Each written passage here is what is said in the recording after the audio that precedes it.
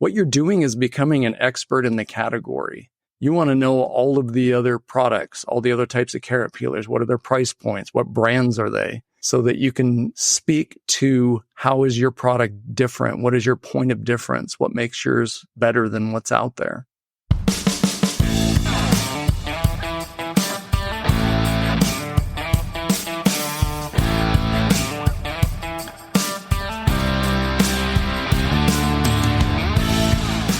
Hello and welcome to another exciting episode of the Being an Engineer podcast.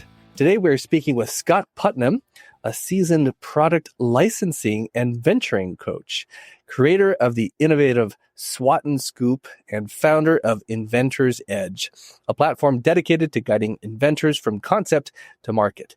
With over a decade of experience, Scott has personally coached more than 500 inventors, helping them navigate the complexities of product development and licensing. As a contributor to entrepreneur.com and host of the Inventor's Edge podcast, he shares valuable insights and success stories to inspire and educate aspiring innovators. Scott, welcome to the show. Hey, thanks so much, Aaron. Glad to be here. Yeah, I've been looking forward to this because we talk obviously about engineering and what it's like to be an engineer a lot. And I know for sure, I know a lot of engineers out there who are inventors themselves, right? They have a side hustle where they're taking their skills, their engineering skills, and developing their own products and trying to sell those products. So I think a lot of listeners are going to be really interested in the advice and the insight that you can give from your side of coaching inventors on licensing and selling their products. So anyway, we'll get into that. Maybe you can give us a brief background, kind of your history and what led you to start Inventor's Edge and kind of what the platform is and how it's evolved over the years. Yeah, absolutely.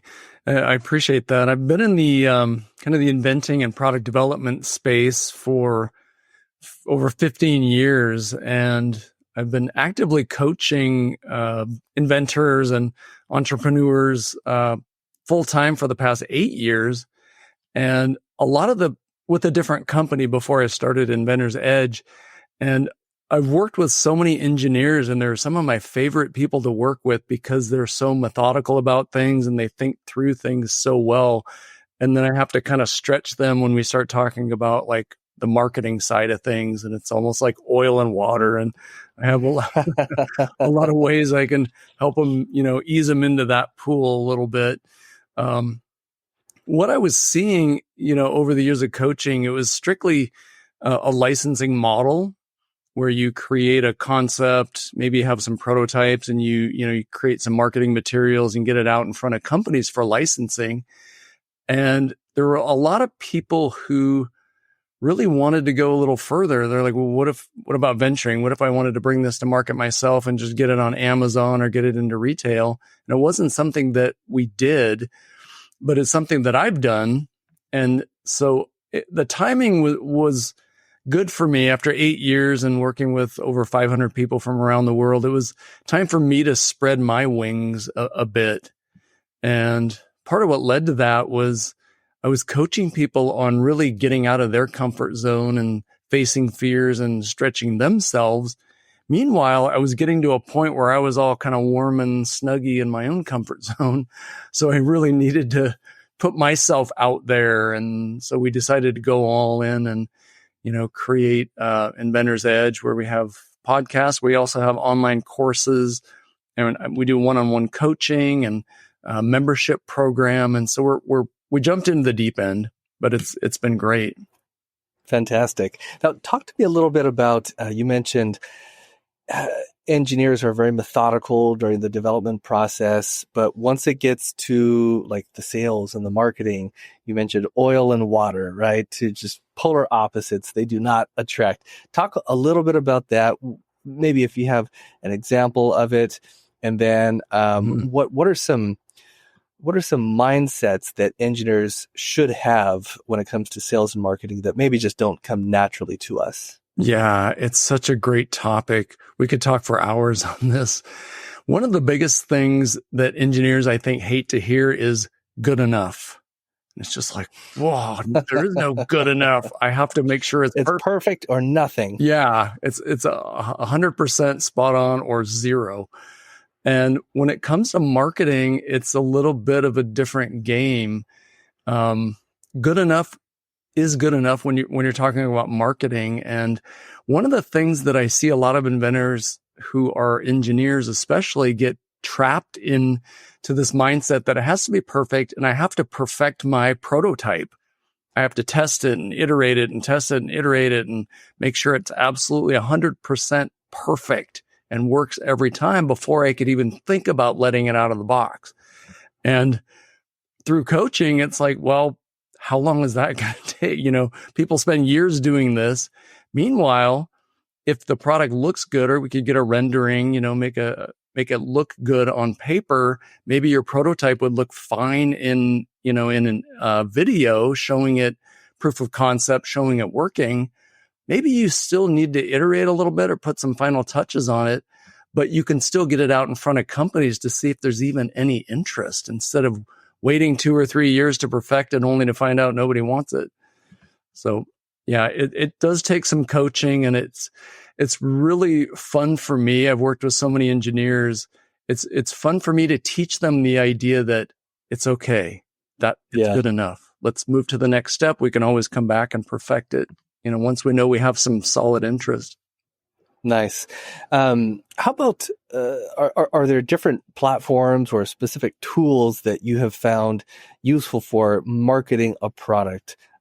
Let's back up just a minute here. So sure. I'm sure the path forward for licensing is very different than the path forward for selling it yourself on Amazon or wherever you're selling it. At least I would guess. Is that true? And then maybe talk a little bit about what those paths look like for each option.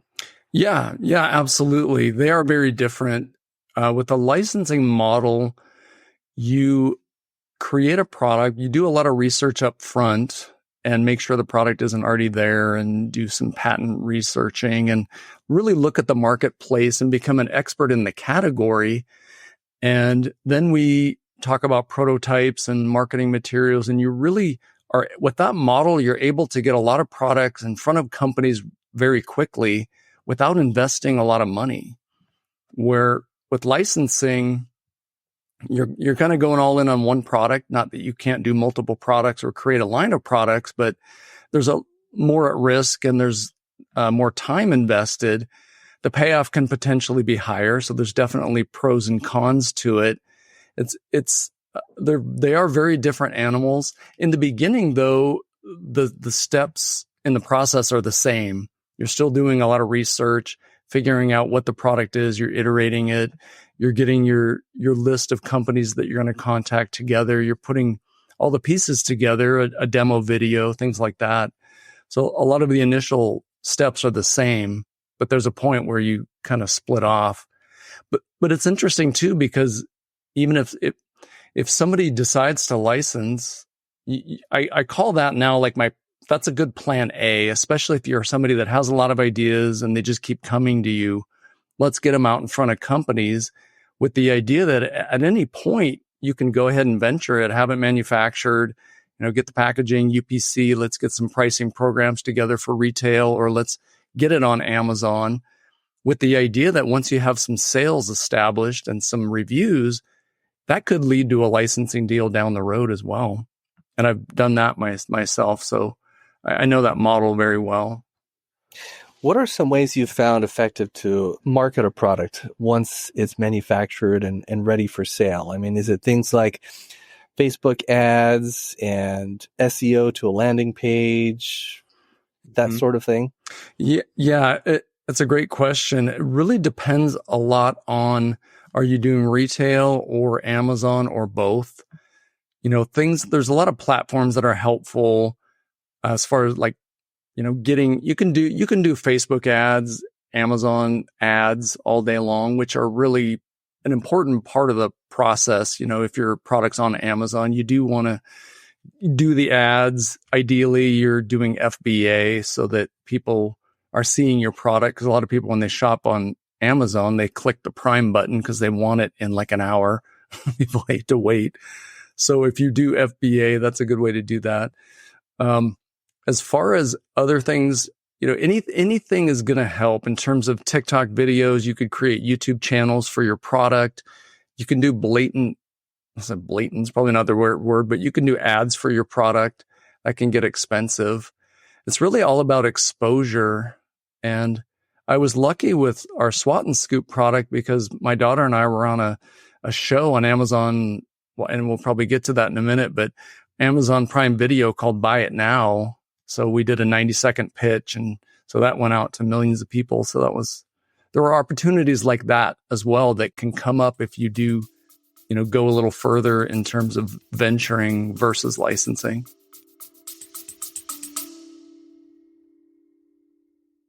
The Product Development Expo, or PDX, is your chance to learn from subject matter experts providing practical, hands-on training for dozens of different engineering topics.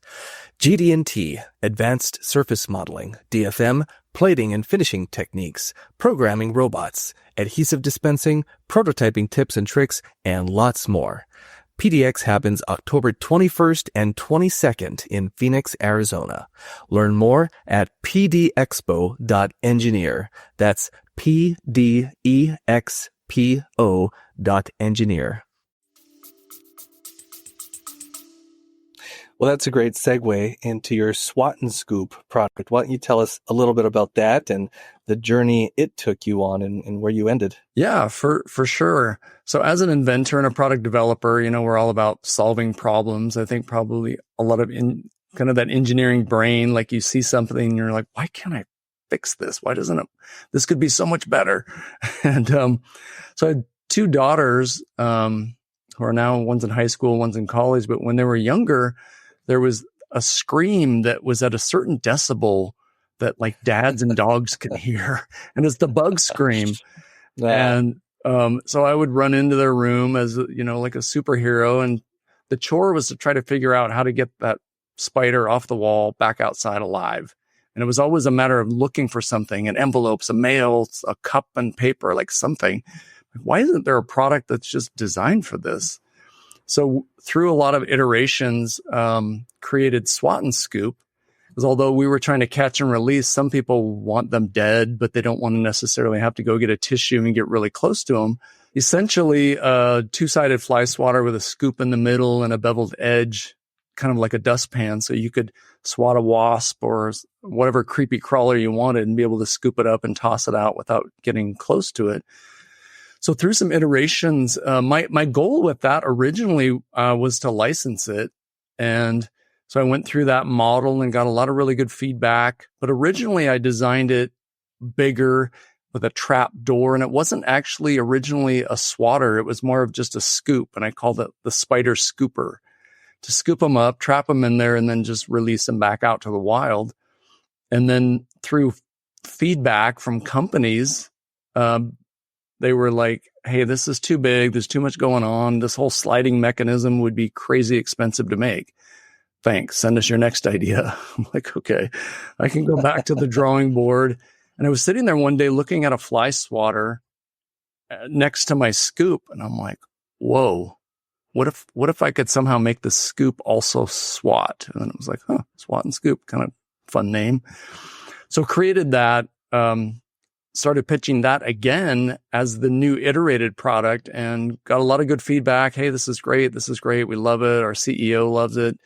But what they wanted was a real sample they could actually try out. And I had some 3D printed samples, which were okay, but you couldn't really swat anything without breaking it. So decided to go all in and just venture the product. I had some really good mentoring from a good friend locally.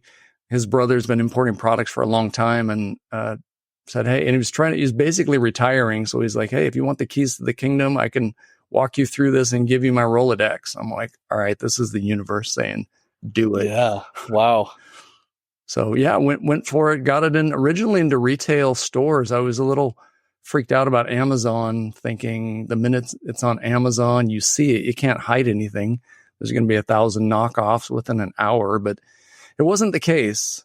I did retail first, but then I'm really glad we went on Amazon because it did lead to the being on the show, and it's doing well on Amazon. So let's talk a little bit about that, the risk of Amazon with a product being knocked off. I have a good friend who he's an industrial designer and a very talented mechanical designer, and what he does for a living is help people design their products, right? And on the side, he's designed a few of his own products. And he told me maybe a year ago, one of the products that he developed, he took it all the way through manufacturing, and he had, I don't know, hundreds or thousands of these made. And he put them on Amazon. And within a couple of weeks, or maybe it was a couple of months, sure enough, there were some knockoffs, right? Chinese knockoffs that were priced way less than his. And they were clearly infringing on his patent. And so he let Amazon know, hey, I've got, these Chinese knockoffs that are infringing on my patent. And yes, Amazon would shut those accounts down, but it would take a couple of weeks. And then just, a week later, another one would pop up. And so what he said to me was he could never figure out how to be profitable on Amazon because he spent so much time chasing down the copycats and trying to get them shut down. He couldn't spend enough time actually marketing his product and driving sales for himself. Is that a common problem? And if so, what's the solution to that? Yeah, it's a great question. First of all, I would say, hey, congratulations, you have a great product, because they generally wait till you get to a certain point, like it's doing well, you're selling a lot of them, then they start to show up. But there are some things that Amazon's done more recently. If you have brand registry, so you have a trademark that you filed, you can get what's called brand registry within Amazon that allows Amazon to get them off quicker. It can be a little bit of a whack-a-mole game. There is another company as well called, their acronym is IACC.org, that helps you get knockoffs, not just Amazon, but overseas. Like if it's on Alibaba or AliExpress, they can quickly, we got some knockoffs taken care of within 24 hours. Oh, wow. Yeah. So the landscape of Amazon is perpetually changing. And I know they do want it to be more of a premium place to shop, and they're making efforts to get rid of the knockoffs.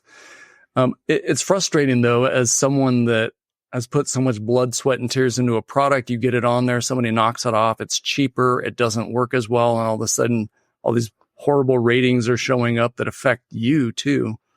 So, yeah, frustrating. I hope Amazon keeps moving in that direction for really taking care of the people that have, brought the real product to market. Definitely. Yeah. Well, let's talk about bringing a product to market. So engineers are primarily our audience, and they know a lot about bringing a product to market because that's what they do. Let's talk a little bit about your experience working with inventors. Engineers, I think, conceptually understand the challenges with bringing a product to market because they're the ones developing it, but probably don't have the same appreciation for that challenge from like a sales or a marketing standpoint, because that's just not where they spend their time. And as an inventor, you really need to understand the sales and the marketing aspect and how to bring a product to market in that context. What are some of the problems that you have most commonly witnessed and solutions for how to get around those problems? Yeah, it's a fantastic question. I think there's several. I'll touch on a few specifically for engineers. Is the biggest problem is once that's developed and they've perfected it, it's like, all right, now what? And then the initial thought is run out and get a patent so it's protected. Then I can let it out of the box and show the world. But there's some other ways of doing it, such as filing a provisional patent application that you can do relatively very inexpensively, and then you have 12 months to shop it through. Aside from that, I think a lot of the stretching with my engineering students when I'm coaching is around the marketing and the sales. And, what do I say? Who do I call? Who do I ask for? What do I not say? What are some mistakes that people make? And so there's a lot of coaching that happens around that, because it isn't just here's the facts. It is more about relationships with the people you're talking to in those companies, and developing those relationships and knowing how to do that, as well as presenting the product in the right light, asking the right questions, getting the right information. So all of that, I love coaching people on, because it's such a fun part of the process for me. Mistake wise, a lot of inventors really, they get very emotionally attached to their idea, and they kind of skip this critical market validation piece. And I always advise them, like I mentioned before, to research first, make sure there's some real demand, make sure trends are going in the right direction. And then having really some realistic expectations. I think a lot of inventors are, kind of wide-eyed, and they think the idea is the hard part. It's not the hard part. They think their idea is going to make them $1 bazillion, and everybody, if companies don't want it, they're idiots and all of that. It isn't a lottery ticket. I mean, people have to think of it more as approaching it like a business strategy. It requires some persistence and follow-up and sales skills and negotiation skills. So going from A to Z, you really do wear a lot of different hats. And I think for some people that can be difficult, and everybody's comfort zones sort of stretch in different areas. We have historically been, and still are, a services business, my company, Pipeline, and we're trying to get more into products. It's new for us, and we're for sure stumbling and making mistakes. And we have a few products now, one in particular that has some legs. We have seen some sales and interest, but it's like you said, developing this product, that was the easy part. All right. This has been kind of a surprise for me as well. We all thought, oh, this is such a great product. Everyone's going to want it. And it just turns out that designing it and developing it, that was the easy part. Now figuring out how to sell it, this is why salespeople exist, right? It's a full-time job to figure out how to sell something like that. Where do you suggest inventors start? Like, what does that process look like when you're coaching a new inventor? Mm-hmm. Yeah, it's a great question. So a lot of it really, I talk to them about, you don't have to try not to feel like a telemarketer when you're calling companies, and really putting a lot of the weight of the sales process into your marketing materials, which what works really well is to have a 1 or 2 page sell sheet that has some wow factor, shows the product, and has a link to a video they can watch that's about a minute or so long. So a lot of the selling, the heavy lifting of that goes to those marketing materials. So that's first and foremost. I think a lot of people have this idea that, it's going to be like the movie The Boiler Room, and you're in there and you got to do this amazing presentation. And it's really not that. It's more about finding the right people within the company, making contact, and LinkedIn's a great tool to do that. The telephone still works, even though it might sound old fashioned. And then just getting permission to send over your materials, and then you send them, then it's a follow-up game. So a lot of times too, when I'm coaching, we'll do some practice calls. I'll pretend like I'm somebody at the company, and they ring me, and then we just kind of go through a typical first call, and then maybe a second or third call that gets a little more into the weeds with the product, and what are you looking for as the inventor? What are they looking for? Those kinds of things. Yeah. And that's a lot of fun. And so really, a lot of it really comes down to knowing what are the expectations? What does this ecosystem even look like? And I have a lot of cheat sheets and scripts and things for emails and phone calls and LinkedIn. And so I have a lot of tools that can really help people, so you don't feel like you're so far out on the leading edge of all of this. Yeah, Terrific. Well, let me take a very short break here and share with everyone that the Being an Engineer podcast is brought to you by Pipeline Design and Engineering, where we don't design pipelines, but we do help companies develop advanced manufacturing processes, automated machines, and custom fixtures, complemented with product design and R&D services. Learn more at teampipeline.us. The podcast is also sponsored by The Wave, an online platform of free tools, education, and community for engineers. Learn more at thewave.engineer. And today we are thrilled to be speaking with Scott Putnam. Scott, you mentioned the importance of doing market research, right? Making sure that there's actually a need, a want, a desire for the product that you're developing. What are some tools that you have found effective to do that market research? Yeah, so some really quick, easy stuff just to get started. I like to tell people, start with Google Images and just try different terms that you would describe your product, see what comes up. Google Shopping's a great one. Amazon, of course, if we're talking consumer products. But some other areas to research, and this is part of it as well, is Google Patents. You can go to the USPTO.gov, but a lot of people find Google Patents is just a little bit easier, more user-friendly for researching products. And you have to try different terms because the way you might describe it in your mind, somebody else may describe it differently. So really, really digging into that, looking at Google Trends. Are people still looking for alarm clocks, or is that gone? Things like that. Is Google Trends, is that like a product that Google offers? You can type in Google Trends and it'll show you trend lines for different products? Yeah.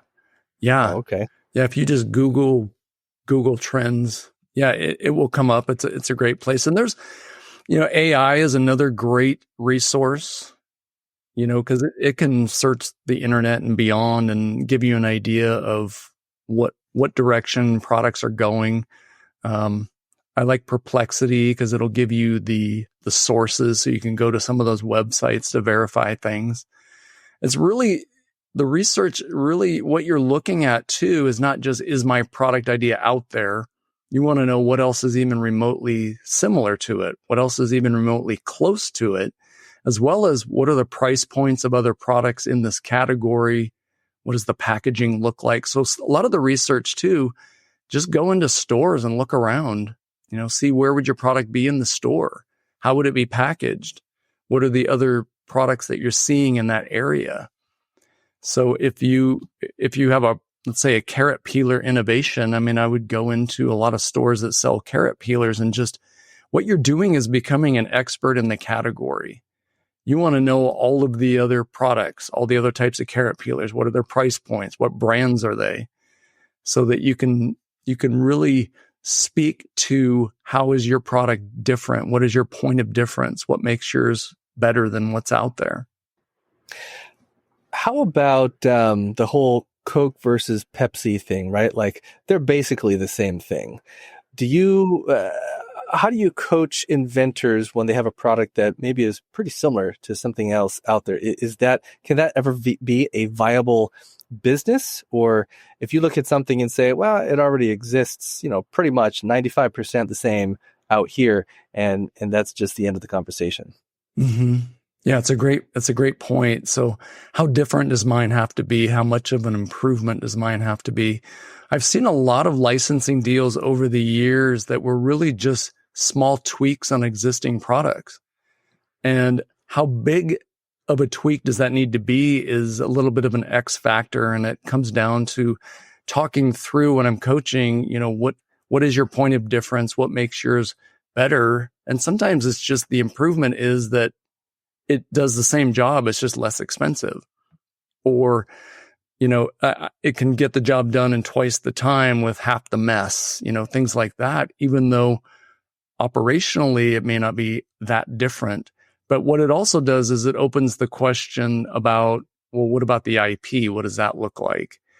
So that's something that you need to go down that road too, because the companies you're pitching it to for licensing, or if you're bringing it to market yourself, you need to make sure that runway is clear.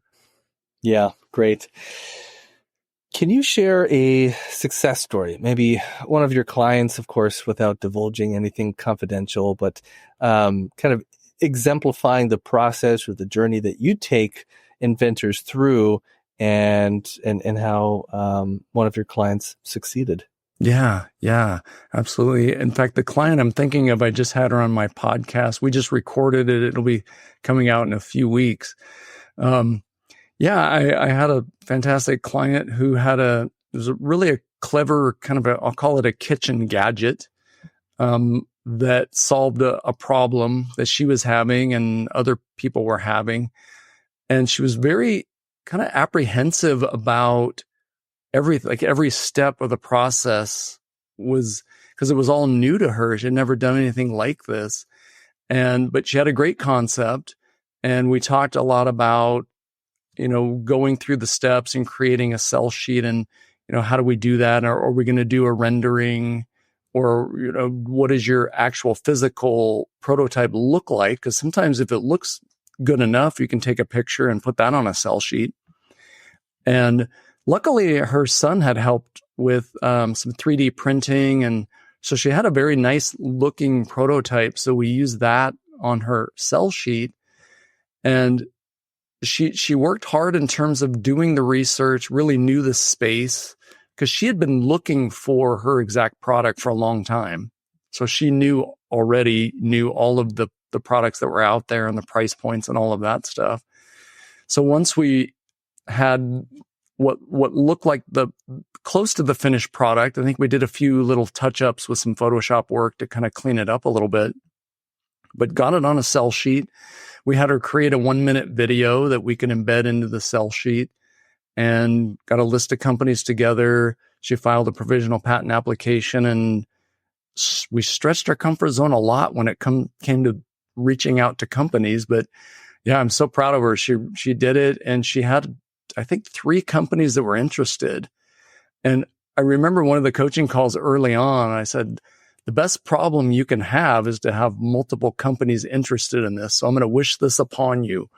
I must have waved a magic wand or something, because she ended up having 3 companies interested, and ultimately made a good decision to go with one of them that ended up being the biggest company, and went through that process, negotiated a licensing deal, got our product licensed. I was at the Housewares trade show earlier this month and saw her product at the trade show. So that was like a proud teacher moment for me. Yeah. Phenomenal. Very cool. Great story. Yeah. All right. How about when it comes to intellectual property? You mentioned making sure the runway is clear. Now, I think the short, easy answer is work with an IP attorney and make sure that all your ducks are in the row there. But what are some high-level insights that you might have that new inventors might not be aware of? What should people be keeping in mind as they begin searching the intellectual property landscape?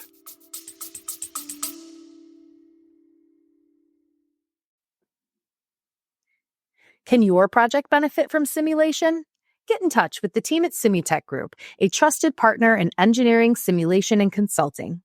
Simitech Group empowers engineers with cutting-edge ANSYS simulation software, expert consulting, and comprehensive training.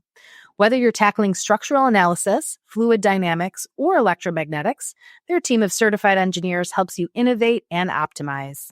Join the ranks of top-performing engineers who trust Simitech Group to bring their ideas to life. Visit simitechgroup.com to learn more and discover how they can support your success.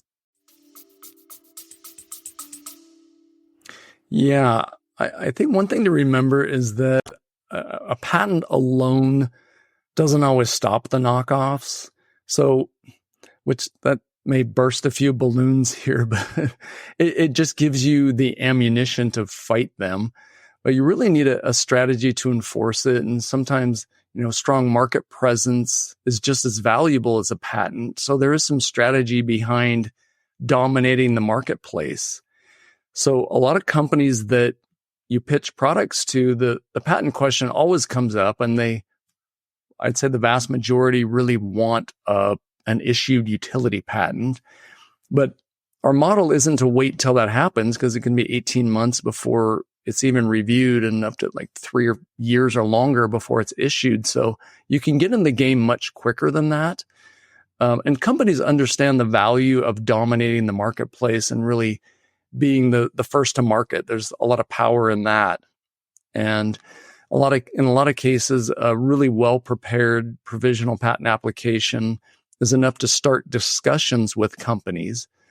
And it's a really nice tool because it offers you the priority date. And if you file a non-provisional within 12 months, your non-provisional sort of claims that earlier priority date. So it almost sort of gets to go back in time. And I would say high level stuff, really doing your own research. And remember, even if you're working with a patent attorney, don't just hand them the idea and tell them to, let you know when it's done. Be involved in the process. And remember, you are the expert in this category. You know more about your product than anybody does.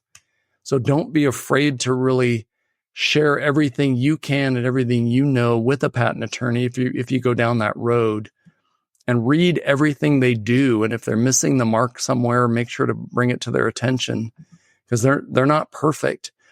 And the other thing too is patent attorneys, they come in all shapes and sizes. So, and what I mean by that is their job is to get you a patent. Their job isn't necessarily to get you a super strong patent. So a lot of times you have to help them fight for a stronger patent. Case in point with my Swat-N-Scoop, being new at it at the time and not really fully understanding patents, and I'm still learning, I'm not a patent attorney, but the first claim in a patent is the independent claim, and it's the most important claim. So if you're not infringing on that first independent claim, you're not infringing on the patent. It doesn't mean you would necessarily get one if yours is too similar to something else, but it's an important piece to know. So when I wrote my provisional, I just put everything in the kitchen sink into it, which is okay. But my patent attorney, when he drafted it, there were some things in there in the independent claim about the handle, just because it was just things that I thought of to reduce materials and things like that. But once it was in the independent claim, somebody could have come out with the exact same product and not had the specifics that I had about the handle, and they would not be infringing on my patent. So understanding kind of how the independent claim works and how it fits into the equation is so huge. That's a huge insight. Thank you for sharing that. You have, if I'm not mistaken, a background in like health and wellness and life coaching. Is that right? Yeah. I'm a certified life coach. And sometimes when I'm coaching inventors, I wear that hat. I wear a lot of different hats. Sometimes I'm the therapist, like lay down on the couch and tell me about your mother. And I'm the cheerleader. And sometimes I'm the football coach blowing the whistle. So the background in that is my wife and I brought our 2 little girls to China, and we lived in China for a couple of years. And when we came back due to some family health issues, and that was about the time we learned about plant-based eating and the power of that.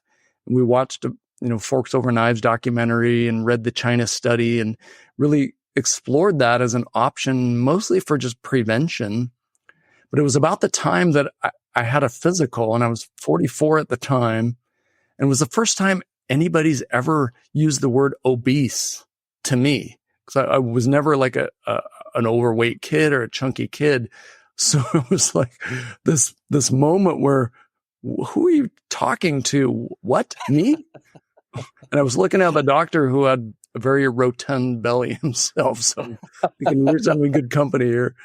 But and it was really a wake up call for me that, okay, I'm well into the, body mass index of being very much obese, but I didn't necessarily feel like it, but also high cholesterol and some other, health indicators that it was time to make a change. And that was about the time we learned about plant-based eating. So went all in with that. Cholesterol dropped, weight dropped. I lost about 65 pounds, started doing a couch to 5K, and just kept with the running, for a while, which is hilarious to me because I've always hated running my whole life. Well, congratulations. That's a huge accomplishment. Thanks. Yeah, our whole family is plant-based since 2013, and it's been an amazing journey as a family. And we live in the Midwest where it's all meat and dairy and lots of processed, unhealthy foods, which I guess that's probably the story for all of America. So I do believe in taking care of the body and the mind, and good health really leads to better decision making, and that's critical in business. And I like to tell people, it will help you avoid burnout. You're going to have more energy. You're going to sleep better if you just get healthy, because it is a long game. And I encourage inventors to work in more focused sprints, and take breaks rather than kind of endlessly being on this grinding, treadmill. I'm curious to hear what your take on protein, because protein is all the rage right now. Feels like past, 5 years or so, everything is protein, it's protein pasta and protein bread and protein whatever, right? Protein candies. It's insane. It's everywhere. Yeah. And typically one thinks of like meat and maybe dairy as well as being high sources of protein. Plants, of course, you can find higher protein based plants, but it's maybe more challenging to get enough or a lot of protein out of plants. Talk a little bit about that, if you would. Do you think the craze for protein is warranted? Do we really need that much protein in our diets?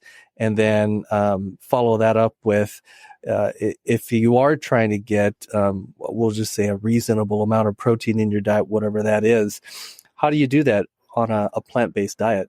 Yeah, it's such a great question. In this country, especially, sort of meat is synonymous with protein. And when people, even if you go to a restaurant and you order a salad or whatever, or just some pasta, they're like, oh, do you want to add some protein to that? Meaning, do you want to add some meat to that? And I didn't know that was a question I had. And I get that question all the time. Well, I didn't know plants had protein, but they have a ton of protein. Even broccoli has more protein per calorie. I know it's less calories, but than red meat. And it's, have you ever heard of anybody being hospitalized due to low protein or lack of protein? No, I haven't. It just doesn't happen. And it's really interesting. In the book, The China Studies, Dr. T. Colin Campbell went to China thinking some of their health issues are protein deficiencies. When he got there, what he found was most of the healthiest people in the country were the ones that ate the least amount of animal products, and the ones that lived maybe in more urban areas that had more access to meat, and dairy wasn't such a big thing, but had more access to meat and just ate more animal-based diets, had higher levels of all kinds of diseases. And he was like, wait a minute, what's going on here? And so really looked into it and found out that a lot of, especially in the US, it's like, listen to your grandma and grandparents, right? Eat more veggies. But it's something that in this country anyway, we think, the big bodybuilders, weightlifters, like, to be healthy, you need to eat lots of animal protein or lots of meat. And it's really, when you look at the data, it's quite the opposite. And there's some really specific, great plant-based foods that has tons of protein. I mean, black beans and lentils and quinoa are absolutely packed with protein. So, if you're not literally starving to death, you're probably getting plenty of protein, even on a plant-based or a vegan diet. It's all in there and it's enough. It's just trying to get over the idea that, I need more. There's another documentary I'll mention real quick called The Game Changers.